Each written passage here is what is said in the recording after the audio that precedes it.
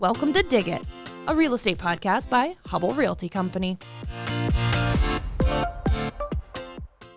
Well, hello, everyone. Welcome to Dig It, a podcast, real estate. Well, it's definitely a podcast, but it's a real estate podcast by Hubbell Realty Company. And today we have BenPage, Director of Parks and Rec for the city of Des Moines. Is that the correct title? That's correct. Okay, I'm making sure I'm getting it right here. We're in the mix of the holidays, so everyone is all over the place. So thank you for taking the time to come on Dig It. I'm Claire Brehmer, Communications Manager for Hubbell. Tell me a little bit about how, what your role is, but also how you got into Parks and Rec in the first place. And I'm sure you never get any, TV references that way either. Oh, it's the best, right? I think it's the best thing that ever happened to our profession because we do have a lot of fun and we don't really take ourselves seriously because our job is to make sure everybody else has fun. But right. All I've ever known is Parks and Recreation. My first job actually was working for my dad, who was in construction. He owned his own painting company.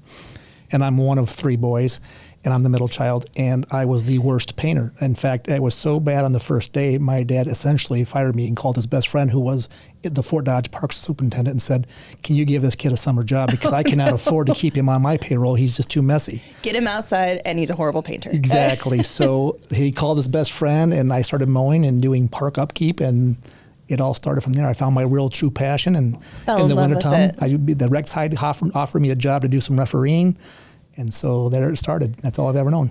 Reffing, like basketball? Yeah, youth sports. Oh, youth, okay. Yep, youth sports. And then lo and behold, I ended up going to UNI to get the degree in Parks and Recreation, and there wasn't a lot of Parks and Recreation jobs out there. Yeah. The only thing out there that was in my field happened to be in my hometown, Fort Dodge again. Okay. The brand new high security prison. Okay, I was the recreation director. Oh, what? So, yes, I was right out of school. I joked today with some of these youth sports parents, the inmates were a little better behaved. But sure.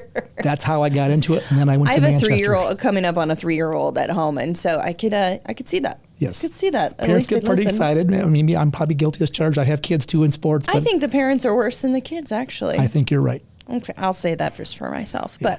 But so that's how you got your start. And so how did you segue then from corrections into maybe more of an official Parks and Rec goal? Yes, I always wanted to be back in Parks and Recreation, but at the time that wasn't available to me. There was no jobs open. So I spent we count it as months in prison, right? So I spent 18 months in prison. And then I was able to find a job in Manchester, Iowa to be their Parks and Recreation director. So right between Waterloo and Dubuque on Highway 20 there.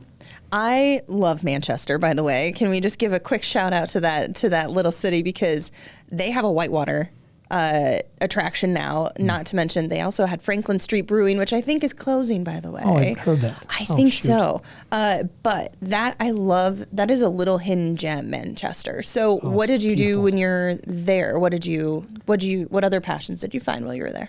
We did a lot of things. We had parks, we had sports complexes. The whitewater piece was in the planning stages when I left, unfortunately, but I'm excited we're going to get to do that down here in Des Moines. Yeah. But I love to be outside, so does my wife, so we would just go about 10 miles north to Backbone Park, which is the oldest and largest state park in the state of Iowa. Is it really? Mm-hmm. So we go there almost every year because we stay in Strawberry Point, and then we kind of, run around to, I won't say where, but the trout streams, because there's some good hidden gems up in that area. And I love Backbone. I just love Backbone State Park. It's beautiful. It's sprawling. I mean, you can get lost for days in those woods if you really wanted to, and some people actually do. Yeah. So. I know I saw they were doing some improvements up there, which is just, I'm excited to go back now again.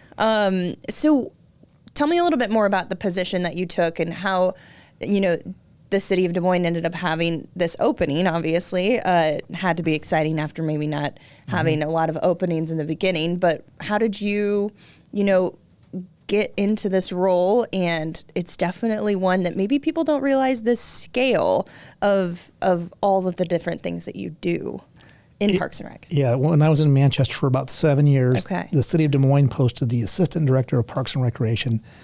We had just moved into our dream home. We had our first child. Of course. And I told my wife, don't worry, I'll never get this job, right? And so we apply, and lo and behold, jinxed yourself in the best way.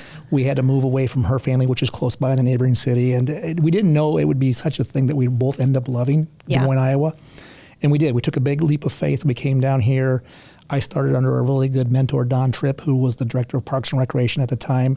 Learned a lot, but you talk about scale from coming from a town of 5,000 to the capital city of 200,000. Yeah, I can only imagine. I mean, I didn't know what the government lingo was down here. I didn't know there was a procurement division or legal attorneys that worked for the city because I came from a small operation, right? Yeah. So today it still blows my mind. In fact, I'm not even sure I'm in charge of all the things they tell me I'm in charge of. So, what are you all in charge of as far as like employees or acres or scale of projects? Because I mean, I'm sure it's ebbed and flowed over the years, but I just don't know if I truly know, but I also don't know if our listeners actually understand the scale.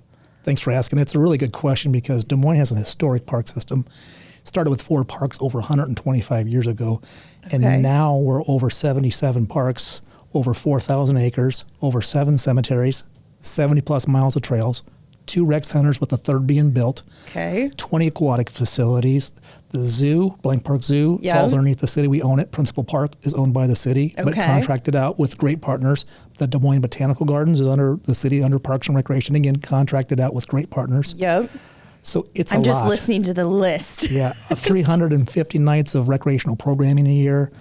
We do something for everybody, and if we don't have it, we're willing to try it. So 350 out of the 365 nights of a year you guys have, or days or nights, you have an activity going on outdoors. We have a program, and that doesn't count all the parks we offer that are there every day, right? Or the trails, or the recreation centers. But free parks, by the way. A majority of them. Everything we do in the park side is free to the public.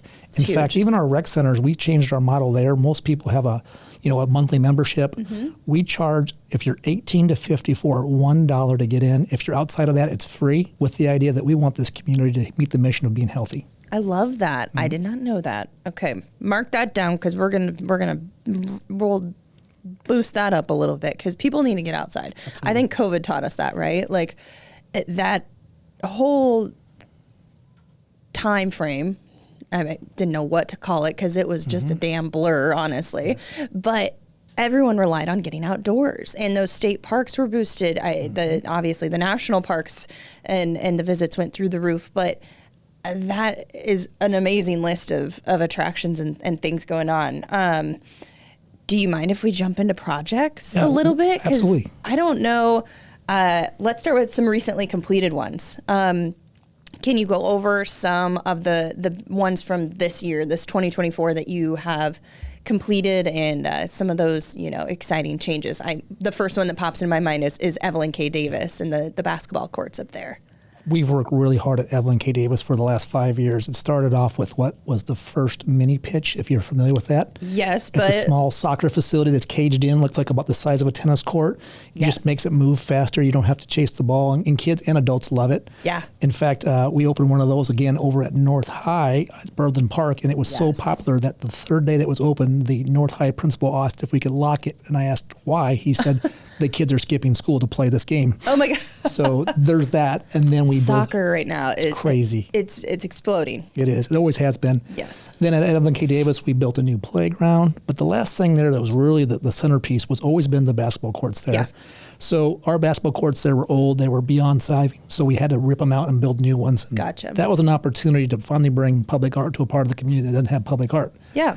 So we partnered with a national nonprofit called Project Backboard. They do public art installations only on basketball courts across the nation. Love that. My world, we don't always get to pick who we work with because we're in a competitive bid system. But thankfully, we have a wonderful group called the Friends of Des Moines Parks, a nonprofit foundation that raises a lot of money to make sure every kid can play sports, and then puts the cherry on top of projects. We were going to build a basketball court, but it wasn't going to have a mural without these folks in it. Well, and we'll link to that in the show notes. We have a lot of links for people to go see in the show notes today because of how many different project updates and opportunities and just things that you guys have going on. So we'll link to that. But that was to see that is so vibrant. One of my good friends, Tobias Tyler, is a videographer, and he was out there shooting the video of just putting it all together along with some other awesome creatives in the community.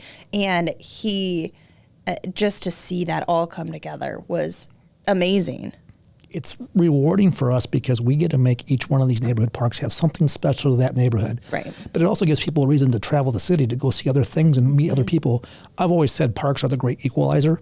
In a time in the world where right now people are short with each other and maybe not the best to each other, parks are a spot you go together. It doesn't matter your gender, your age, your sex, whatever you have that's different from somebody else. You're there for a common reason. You're there to have fun and maybe make a new friend. I love that. What are some of the other recently completed projects that are off the top of your head? I don't expect you to remember all of them because this list just goes on and on. So if you follow us on dmparks.org, you'll see this big list, which we'll maybe link to later. It sounds we will, yeah. So we have playgrounds, and one of the things we learned about 10 years ago was playgrounds are very expensive. The normal person would understand that these are $100,000 to $200,000 depending on how big it is. The bigger the park, the bigger the playground you need. Yeah. So one of the things we found out was about 30 to 40% of the cost of a playground is the installation. So we started partnering with great groups like Hubbell and like Mid-American and like all those other different groups that want to help in Des Moines Police. And we started building these playgrounds with volunteers. That way we could leverage that public investment to go even further. I love that. Because they last 20 years. So if we can get the neighborhood to build it, the kids pick out the colors at the schools. We build whatever they want. It's really fun. The kids get to pick out the colors? So we go to a neighborhood and we'll say, here's a neighborhood meeting. And then we go to the local school that's adjacent, elementary or middle school or both. Yep. And we'll say, here's the 3 designs. And then we put it on social media. They pick because it's all within that budget. I love and we build with it everybody else wants. And that's the key is we've got great designers, but if we don't interact with the public, they won't be used as much.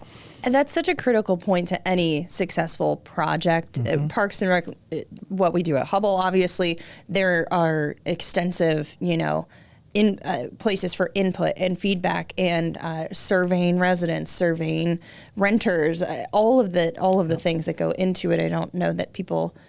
Sometimes people maybe think that it's just an idea that said, yep, that's what we're going to do. It's so formulated. There's so many different things and that cost. Yeah, that is such a creative way to do it. And we'll link to this as well. But you guys have how many volunteers now? So we were over 5,000 unique volunteers that did 30,000 hours last year, and that number keeps growing. We're excited to have that because that's one of the ways we reinvented ourselves in those lean years when public dollars aren't always going to be where you need them to be at. Sometimes you have to get creative to make your mission work. Yeah. So yes, a lot of volunteers we use. One more trail project because Trails has its own following. Yeah. We put out Bluetooth counters in the trail system. We finally deployed all those because we need good data for grants for more trails. Yep. And our politicians that get elected to run the city need good data to make decisions because there's always competing priorities. Absolutely. Oh, isn't there always? Absolutely. We're not going to even go into that. Yes.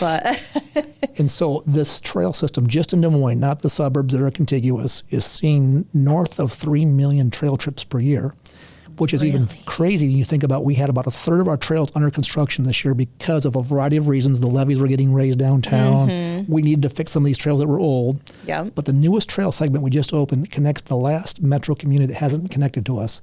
That's Carlisle. So today, it just opened last week. I checked it out. It's amazing. Yeah. If you live in Carlisle, you can get on a trail and go all the way to Jefferson, Iowa without getting off a trail. That's amazing. Yes. That is absolutely. Bike trails, well, bike, jogging, however you use them, have come such a long way. You talked about construction. People always roll their eyes in the middle of summer. I know we're now, headed into the colder months, but can you go into these construction efforts are, again, also heavily, weighted and looked at and, financially, but also just, man, it's a heavily used area. We're going to do this to improve it. But, I'm sure you guys combat a lot of when is this going to be open again and how long is this going to take and how do you go about all of those? It's a great question. Our staff feels that pressure a lot because we want to serve the community in such a high level. And so I have to remind them every so often that, when you get that email or that call, it's only because they have built their routines around using that trail or that park. So take it as a compliment. Yep. But it's a good problem. I mean, there's so many other departments that don't get the resource we've been given the last few years to upgrade its park system. So it's a great problem to have to say, do you have too much construction? I mean, we don't want to do it for decades on end, but we'd like to catch up a little bit on those years that we weren't able to do all these things. So we've seen great investment. I think our city council has been really wonderful about understanding how every little park project or trail connection is an economic development opportunity. Yeah, that's where I was going to go. Yes. It's one of those areas where once people get here, whether they're visiting family or friends or work or what have you, It is we don't have mountains. This is a Rick Tollickson quote, President and CEO over at Hubbell. We don't have mountains. We don't have beaches, but we do have an ample river system and trail system, and I think people underestimate that a lot. And I know I've seen a quote from you as well. It's like you're just not expecting to find all of these connections here, but they're here if you know where to look as well. Absolutely. So one of the things we always try to benchmark ourselves, right? We want to tell that taxpayer that here's where we meet the standard, here's where we need to go for aspirations. Yep. Well, one of the things we use is a per 1,000 resident capita. So that way we can compare ourselves to the biggest of cities like New York, like per 1,000 residents. What's fun for us is miles of trail per 1,000 residents. This would have us, Des Moines, Iowa, not our suburbs, but Des Moines, Iowa would be top 5 in the nation per capita for 1,000 users. That's amazing. Yeah, so we have things to be really proud of here in Des Moines, Iowa. And I've heard Rick had that quote so many times. He's so right. No oceans, no mountains, but take advantage of what you have because they are beautiful pieces of infrastructure for your community to build upon and to recruit people in, whether it's for business purposes or for residential needs. I appreciate them because I am not, you're not going to find me on RAGBRAI. That is not what, I cannot ride a bike for that long and that consecutive days, and probably can't party that hard anymore either, to be honest with you. But I love being able to jump on and off the trails. When we lived out in Waukee at one point, and we were 2 blocks from the trails. So we'd go up, Dallas Center, and from there, like you said, you can just hit so many different areas. Or we'd come to Des Moines, like downtown, and then we'd head back home. I just love being able to hop on and off of those. You guys have some cool current projects going on, if we can stick with trails for another minute. Art corridors, and then there's also some is it a trail marker or is it like an E911 system of some sort? We'll take that one first. Sure. Yes, so a while back, in the late 90s, early 2000s, we worked with a little Eagle Scout group to come in and put in some 911 markers, right? To help you in case you had some health emergency or you wanted to call the police. And I can tell you today, I've been doing this for 18 years. Yeah. We have never had a police call to our trails for crime. We've had people that have had a health issue, but we have a safe trail system. I love that. But over the years, those trails just follow what we just talked about, is the rivers, and rivers flood. So over the years, those had been knocked out and we didn't have them all in place. So we thought of a great idea that no other city's ever done, is how could you monetize a trail system? They're not meant to be monetized, but every little dollar we can bring in furthers the goal to build more trails and maintain those trails. So we decided to have an icon development for each trail. So the Martin Luther King is a dove for Martin Luther King, and you have Bill Riley for the fair. So there's fair, meaningful things behind the fair logo on that. Okay. So we started selling those for bike jerseys, for coins, for socks, and we developed an icon for each and every single one. Most recently, the Cares Call Trail, which connects Carlisle to Des Moines. After the RAGBRAI founders, you just talked about RAGBRAI. That icon's a slice of pie because that's real popular on RAGBRAI, right? Pie lady, or what is it? Church lady pie. There's something like that. Oh, my coworker Ray is going to give me grief for not knowing, but that is the best pie. Yep. Every little town has their church pies. And so we accomplished 2 goals there. We were able to give the 1/10 of a mile markers. So if you call in the Des Moines Police or Fire, will help you where you're at in the trail system. Okay. But why not have an icon? Because a lot of people, when you leave Des Moines to go to West Des Moines, you don't care where you're at in the jurisdictions. You want the cities to work together, right? But what's a better way to remember the name of a trail, with an icon or a name, right? Yeah. So most people like the icon. So it's been fun. I'm a visual person, Same personally. Here.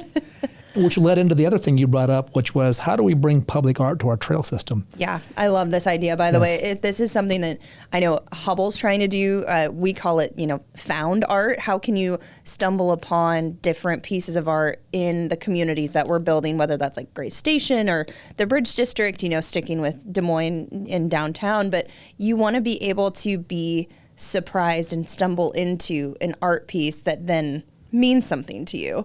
But what are some of the installations or things that you guys are looking into?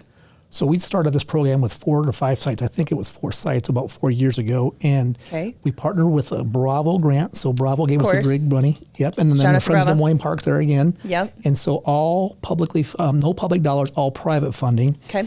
And if you know of art back in the day, you had a picture book you could thumb through real fast. It would like the pictures are moving as you thumb through it real fast. Yeah. That was the inspiration. As you're riding your bike, jogging, or walking by these things, they have a little bit of a story to tell, like a little bit of motion. It's like a Burma shave. Yes. A Burma shave sign a little bit. And it moves and it kind of gives gives you that. And so what I love more about this, besides that there was no public dollars in it, it was local artists. So local artists need a place to show their art. So we put out a request for proposals, and then we had a group of art experts, if you will, in the community, again, Bravo and others, come in and help us rank these. And they told us which ones were the best, and we pay for the signs. And every 2 to 3 years, depending on wear and tear and the weathering of those signs, we'll replace them. And so the new ones are going up, and we've added 2 new sites, one on that Kears Call Trail to Carlisle, and one on that Gailey Wilson Trail on the east side of town. So there's new art coming out this spring. Okay. I love it. I'm excited about it. We've started doing on the Hubbell side. I knew I was going to hit this mic. I told you not to do it, and here I am. We like to wrap transformer boxes. I know that sounds silly to some, but those things are just big blank canvases anyway. And as long as, we just design around some of the components that really need to, remain visible.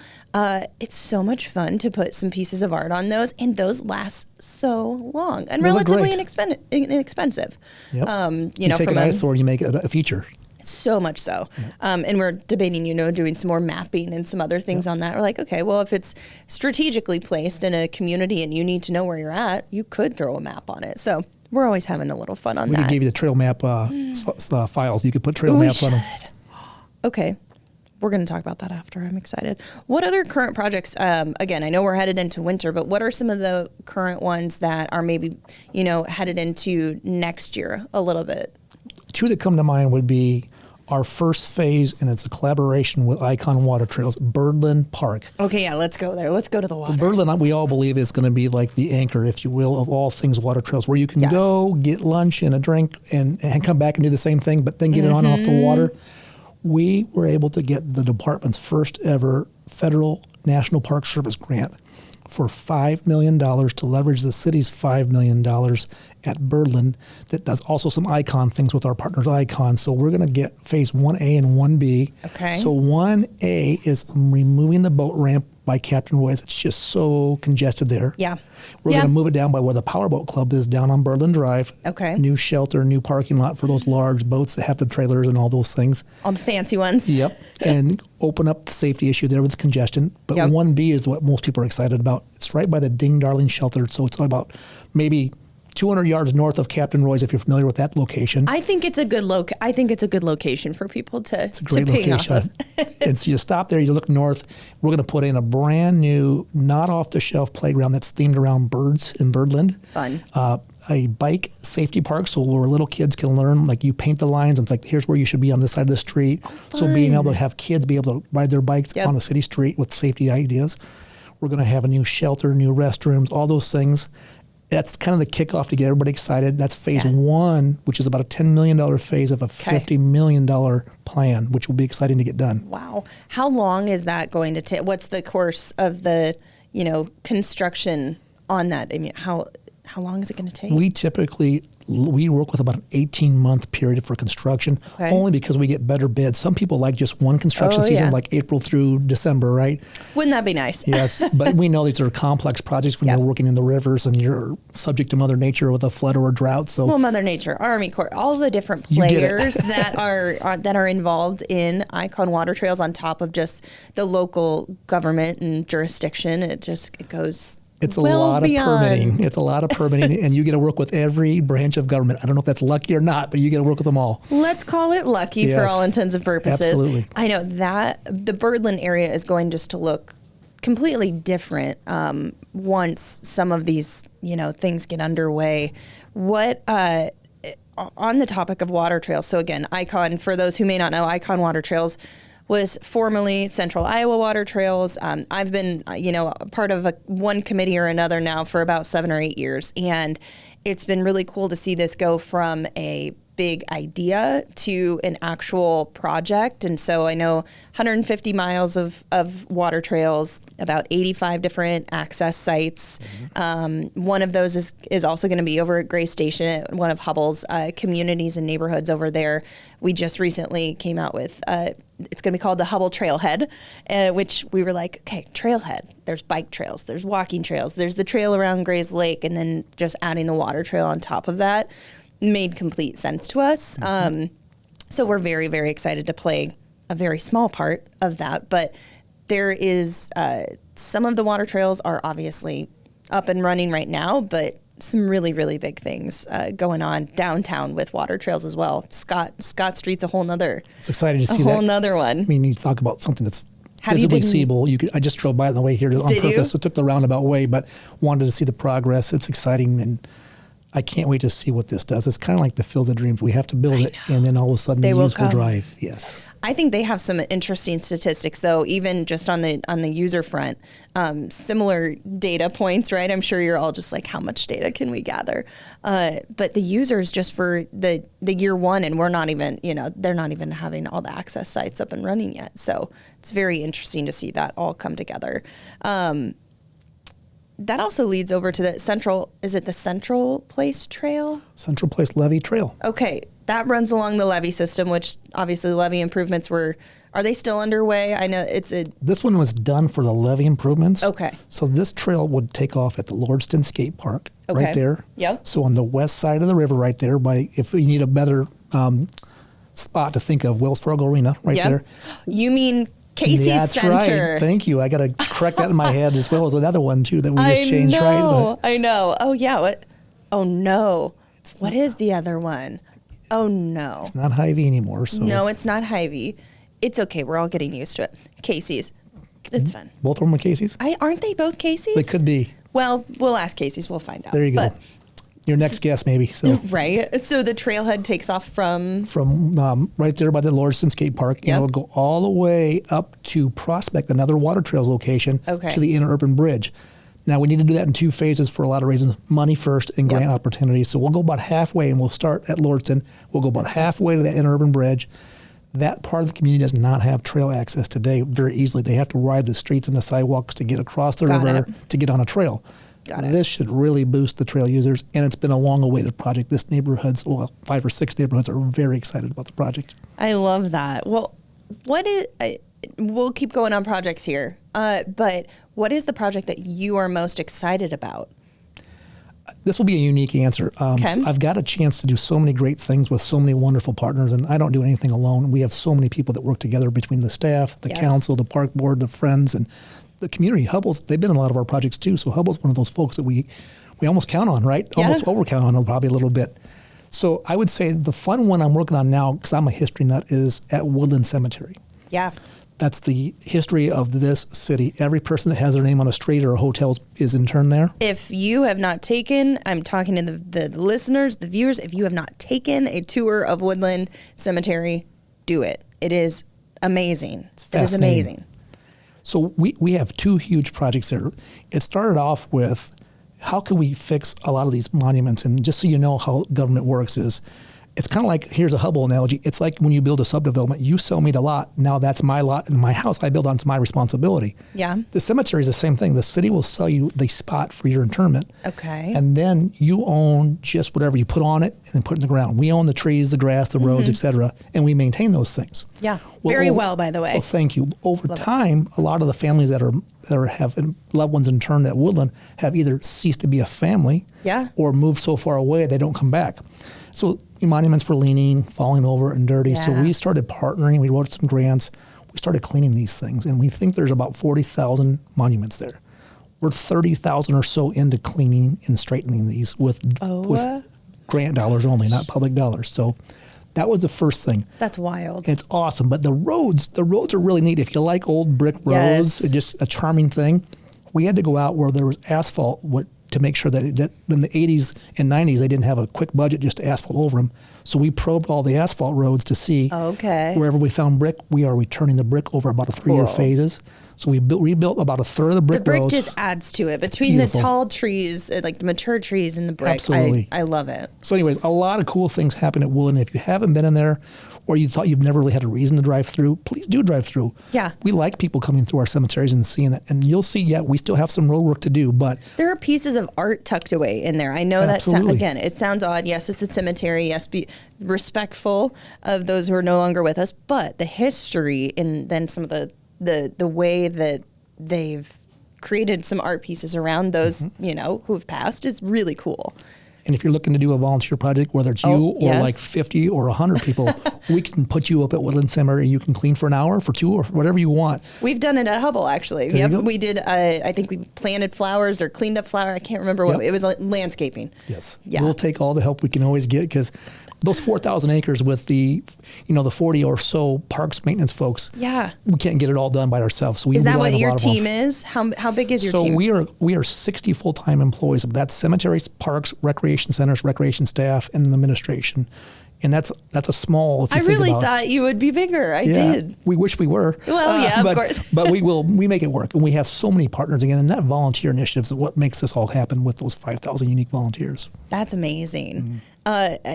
Hubbell, FM Hubbell, the founder of Hubbell, is at Woodland, and it's one of the bigger, like you said, mausoleums. The mausoleum. That's right. Which I want to go in it someday. I do. I really do. It's cool. It's a neat look, and there's a lot of them there, but that one just sticks out. It's very ornate. It's right at the entrance when you come in. And you told me a fun fact before this and what was that?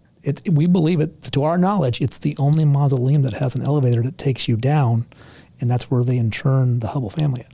That's going to be where we do our next podcast, Ike. Are you ready? No, I'm kidding. I'm joking. Might have some sound quality issues now. Right, yeah, something, but pick up on some EVPs or something.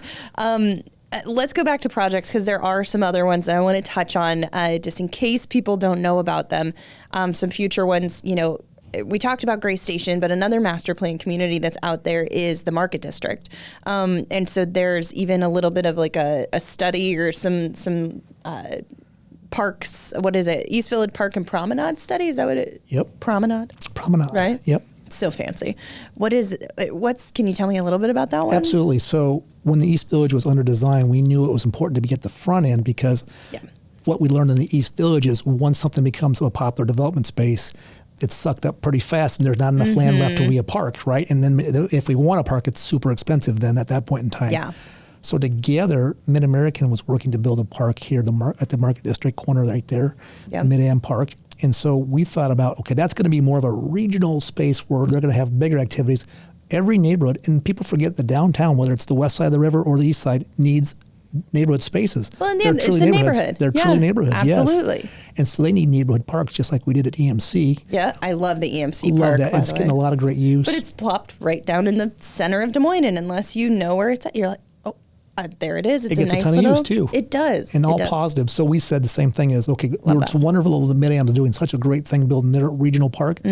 Let's build something that we can do for the neighborhood, the moms and dads or the grandparents, if they have the kids overnight, they can take them to the playground, right? Yeah. So we decided that we would make an alley, which is an old trainway, which is just a vision now between the Mid-Am Park, that would follow an old alley of train tracks that's no longer used, and make that a vibrant, not like a bike trail, but a vibrant little narrow corridor of green space where every so often there'd be something fun like bag boards here or down here. There'd be a little swing. I'm sure this is in your budget, but have you seen, because we've looked into it over at Hubbell, have you seen the trails that light up at night? Yes, we're working on, we'll do our first glowstone project coming up. Stay tuned. Glowstone is what it's called. Yes, it's cool stuff. It really is neat. It's so neat. That's actually a great idea for that space, by the way. I'll take that back to the landscape team. Okay, if I there's probably no commission off of that idea, but we'll let you be the first to run down it. So I'll jog. I don't sprint anywhere anymore. Like when you get you an e-bike, then you can e-bike down it. So I'll do that too. Yeah, as long as it's not a skateboard, you're not going to find me at Lourdes, except for watching. It's a fun sport to watch, but I'm with you. I'm not participating. So, anyways, this promenade dumps you out in a new green space. Okay. And one way we've been really efficient with two goals of the city is stormwater and flooding. So as you build out the East Village Market District area, the more pavement, the more less permeable spaces we have. So we need a place to put the stormwater at. So we partner with Public Works, who manages the city's stormwater division. They had been acquiring, in engineering, they had been acquiring this spot to put a detention basin that will handle all the future stormwater needs. Is that Jonathan Gano and Steve Neighbor from engineering? And so we all three came together, and I said, these things aren't the most appealing from a developer's perspective. Like, how do you sell a big bowl full of water and weeds, right? What if the Parks Department came in and took a corner to put a play feature in and a shelter, and we brought our natural landscaping experts in and put native plants in? I love that. And so it becomes more of a feature than just a facility or of the city's stormwater components. Well, and we're working on that, developing that out a little bit more at Gray Station, right? So that wetland basin that is there is in year 2 or 3 of its, development. I think over 20,000 plugs were put in, and it handles 300 acres of downtown stormwater. It's amazing. Before it, kind of works its way through the systems and then is output into the Raccoon River. So I know that we're working with your team too to figure out how can we continue that educational aspect and getting kids, from that are, in the downtown, the Walnut School and whatever else, Des Moines Public Schools down there to learn about the environment, how the system works. It's important. Yeah. Yes, absolutely. So I know we're excited to keep working with you guys on Absolutely. some of those components as well. And there's some other improvements going on over at Grays Lake. Can we talk about Well, we're going to talk about 2 things. One, the Grays Lake, help me with the name of it. The Rick Newman Playground and Spray Ground. What is a spray ground and why are we using that term? Let's start there. I think we actually created it in our department. Did you? So a lot of people call them splash pads or spray gardens. Okay. Well, we already had the word playground, right? And so of course. parents and grandparents could understand right away. We'll call it a spray ground. It'll spray water. It's one of the best things we've done. And a lot of times we used to have these wading pools that were put in the 60s, right? Yeah. You'd have a staff member, seasonal, usually a high school student, come in, fill them up in the morning, and they'd sit there all day, and you just splash them like a little bit of 18 inches of water, right? Right. And it wasn't fun. That's Our all it public was. pool in one of our small towns had one of those where you just wade in, wade out. Yep. Yeah, pretty boring, right? So Yeah, nothing great. And they could only run for when Memorial Day hit to Labor Day when the students were out of school. Yeah. So spray grounds are no depth of water, but they can be designed in so many different ways where they have different nozzles and things that are vertical and tall that splash or spray. You hit a button, they're computerized. So we can tell it's only going to run from 10 a.m. till 5 p.m. or whatever we want it, but we can turn them on as soon as the weather is nice enough to have people playing in that type of facility. I love that. And they can stay on later in the year. Like we can be open in October instead of waiting for the students to come back to school, right? Right. So if we have like an unseasonably warm year or, again, Iowa, daylight savings, all of that jazz, you can kind of just, it can be a 10 to 7 p.m. or whatever. Exactly. We don't have to worry about the public's investment with a limited amount of days to run it. And we have a lot of days to run it, and it's a lot better. And it's safer, too. You don't have to worry about it drowning because there's no depth of water. Yeah. That's one of the reasons we wanted to do one at Grays Lake. Grays Lake is great if you feel comfortable getting in the natural water of a lake. But once in a while, you have a young one with you that's not ready, and you're maybe a parent with multiple kids. You can't watch them all. Well, that's a safer spot to go when you can't watch them all. So. Well, and that is something that I know Hubbell is so excited about. Obviously, we built the Coleman Bridge that kind of connects the downtown and Gray Station to Grays Lake. That was an amenity that we just knew needed to happen off the bat for that development. But now to have a spray ground and splash pad right at the end of the bridge. Seriously. And once Icon comes into, developing out that Fluor access in the Hubbell trailhead, which is, 26 through 28, give or take. They'll come find me. They'll correct me. That is going to be so cool to have all of those amenities right there. I mean, why wouldn't you want to live in Gray Station, right? Well, that's you. You can get on the trail system and go anywhere. You'll have the nicest playground and spray ground.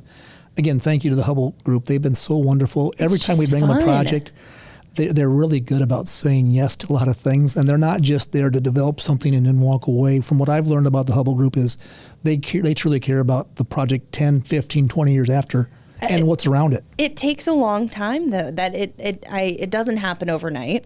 There are a lot of different factors that go into all of the thought process, but to kind of try and, put on the goggles and look ahead, 5 years and actually imagine all of the activity that's going to be going on just within that, not even a half a mile space, it's going to be awesome. Well, one of the most rewarding parts of my career is we work with the developers for usually if they want to buy a piece of parkland. Yeah. So the Hubbell called and said, we want to give you a $3 million+ bridge to connect Grays Lake, which I had to pause and say, is this the right phone call, right? Which, by the way, when that was first turned on, I had a key to do the lights. The lights. It's awesome. Oh, I know you guys have the power for that now, but I was like, I got to program at least one or two of the light displays. It's cool. I'm like, it's so neat. And you can actually turn it your own color, right? So we have Can't a program. Okay. It's on our website. There's a small fee for this, but you can get it for the day. Let's just say your spouse's birthday, her favorite or his favorite color is green. Yeah. You call us, we'll turn it on that night. You take your spouse there and take a picture, or family reunions like different colors. Yeah. You guys got, I mean, every holiday you better have that, like green for St. Patrick's Day, Christmas colors. It's already pre-programmed. It's awesome. I love that. And we have 5 of those features now in the city. So I think that really kind of kicked that off, right? Yeah, I mean, I hope so. I love it. Any other community projects coming up? You know, we're kind of rounding down our time together, which is crazy. I told you this would go fast. It's quick. I told you. Well, you guys have enough projects. We could talk all day, but are there any other upcoming initiative or projects where you really want the public to better understand or get excited about what you guys have going on? Well, not too far from where we're doing this podcast is Stone Park, which is the park that Pioneer Columbus Rec Center sits in. So about Southeast 5th in Hartford, not too far from here. Yep. It's been a wonderful recreation center for years, but the park around it really didn't have a basketball court in the parking lot. So we are building the second set of pickleball courts that are not just pickleball and tennis. They're specific for pickleball. Love that. We're putting another mini pitch in because that soccer community keeps coming to us. I know. We're even exploring them at Gray Station. You have awesome. the Pro Iowa soccer stadium that's right next door. I know they'll have some components of it, but like mini pitches are here to stay. Yes. For sure. So I love seeing that you guys are doing them. A new playground, a new spray ground at this park. So that's 4 things. Spray ground. Yep. And then we located some community gardens for the downtown there, and those are a hit too. So this park went from basically almost a forgotten park because the rec center kind of dominated everything there to what I think will be a southeast part of the city's most designated park. You know, the people will go and go there. I love that. Well, and you have a ton of parks too that are handicap accessible, very just accessible across the board. I know that that's been a pretty, Ashley Oakland Park was maybe one of the ones that really spurred a lot more of that effort. But, Variety has a lot of different hands in the game too there. But I love seeing the different accessibility features that you guys also put in your parks. That's one of our goals too is, not everybody is going to say they come from a family that there's not an inclusivity issue. Yeah. And we're not designed to have families have to go to 4 parks so they can all have the same experience. So the more we can do in one park, the better for everybody else. And so you'll see us doing more and more inclusivity work. Awesome. Well, I'm excited. I thank you so much for giving us just a mild glimpse. I know your fall winter guide just came out. We'll link to it. Awesome. Correct? Yes. The fall winter guide, there is hundreds of activities in there. Which one are you going to do? Which one? Where are we going to find you? Sledding down a hill somewhere? I tried all once. I tell everybody that. I tried all once to make sure it's safe enough or good enough for us to put on our list of things. Do you really? I try to. Yeah, I've done. How long does that take you? It's, years. But the one that's coming up, if you haven't done it, you want a real passive, easy thing, is we have coming up in a couple of weeks, a luminary hike at Grandview. So dress warm. We have hot cocoa at the end, but our environmental education supervisor will walk you through the woods. You'll see owls. You'll see it all. Oh, cool. And there'll be luminaries all the way through the pathway. So it's awesome. Oh, that'll be neat. Okay. Well, again, all of the links will be in our show notes for this. So we're going to do a quick off the rails, which I generally don't always have to answer these. So it's a little bit funny trying to do it. So, okay, I'm going to hit the generated question here. Let me make sure we didn't skip any other good projects. People are project out probably, but one other one that really quickly, Southwest First Street Bridge. Awesome. Okay, what is that? And it looks really cool. So if you've been to the High Line in New York City, that's our take on a park on a bridge structure. Okay. So this is a pedestrian bridge. It was not always a pedestrian bridge. If you're familiar on the listeners from Mullets to the backside of Principal Park, that's the bridge we're talking about. It's also where Icon will have its first finished project where you can view all the fun in the water. So we said, hey. Principal Point. Thank you. Yes. And so you'll be able to view that from right there on Southwest First. Cool. So it'll still be a trail on the water side where the confluence is, on the Des Moines side. Yep. But the other 2/3 will have different play spaces and a shelter in the middle and a viewing area. So it becomes a bridge on structure type of thing. I love that. And that was inspired from New York. Yes, the High Line. The High Line. Got it. I love that. All right. We're going to do off the rails here. Okay, this is a funny one. I'm going to have to think about this. What song did you jam out to on the way here and why? Which I'm like, well, okay, well, maybe it just came on or maybe guess it could be podcast too if you want. You know, really funny enough, on the way here, I had to take a call from the mayor, so I wasn't listening. It was doing, we're talking about the next project's funny enough. So of course. So Mayor Bozen's on the line. She's a hard worker. She's always calling one of us. We had her on the podcast. Awesome. Yeah, she came from the park board. Oh, did she really? Yeah. I don't know if we actually covered that part. I know she's an East Sider at heart, right? Yes, she is. I love that. Oh, funny. Okay, so you didn't even jam out. I probably jam out on the way back if I can. It's usually country. It's usually country? Yeah, I like it all. All right, I love that. Mine was, and I know this because I was jamming, when you pulled in, I pulled in right behind you. It was 500 Miles by the Proclaimers. It's a great song. Yeah, Yes. I was jamming out, so it depends. On the way into work, I'm usually podcasting. On the way home, I am usually jamming out to some music on the day. I love sports radio on the way in. I get to the office at 6 a.m. So you're really that early? Yeah, and late, unfortunately. But KNXL, right? We're listening to Heather and Sean doing the sports, and and they're used to this setup a little bit more than we. Yes, they are. Maybe than we are. Awesome. Well, I really appreciate you taking the time. Gives us just the tiniest glimpse into the Parks and Rec department, what you guys do. Obviously, you're always looking for volunteers and people to give their input, but get involved in ways to give back. And I really appreciate you coming on. We would come back in a heartbeat. This was a lot of fun. Thank you. Thanks to Hubbell. They're just a great, they're an institution in our community, right? They've been here for so long. We're grateful for all they do to keep the quality of life in Des Moines attractive to everybody. Well, you're a great partner, so we really do. It's a total partnership, and it has to be to keep all these amazing projects coming on all of the time. Well, if you want to see our beautiful faces on this fine morning, you can tune in on our YouTube playlist, and that is on Dig It on Hubbell's YouTube, or you can catch this wherever you get your podcasts, Apple, Spotify, Google, you name it. And happy 2025, everyone, because almost here we are. And happy Thanksgiving to all you guys. Well, everyone already had Thanksgiving. Oh, duh. That's right. Oh, it's totally in the past. That's We're right. speaking from the future. I love it. Thank you.